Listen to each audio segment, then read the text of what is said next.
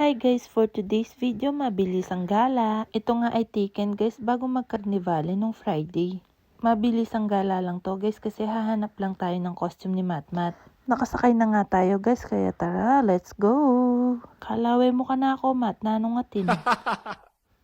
Bili mo ako ng costume mami, Yana. Ba? Tingnan nyo naman si Matmat guys, tawa-tawa lang tapos ngayon inaantok na. Yung mga bata talaga guys, pag nakasakay ng sasakyan, ilang minuto lang makakatulog sila. Pinipigilan ko nga si Matmat na makatulog guys kasi sobrang lapit na lang namin.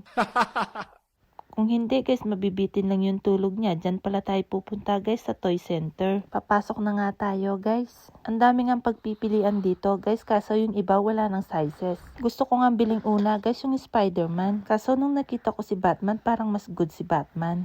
Kaya ayun guys, wala nang patumpik-tumpik pa, binili na namin si Batman. Bumili rin kami ng coriandoli o confetti. Dahil mabilisan nga lang guys, ayan tapos na tayo kaagad, sobrang bilis. At syempre nagutom ako guys. Gusto kong kumain ng french fries at saka sundae. Sakto nga guys nakatulog si Matia, makakakain ako ng matiwasay.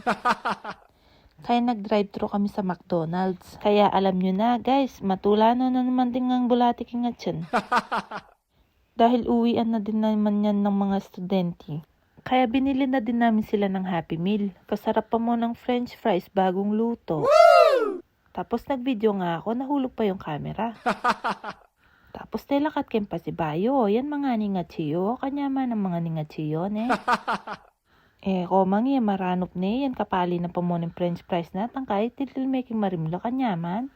Siyempre, hindi lang ako yung kumakain, guys, kumakain din sila.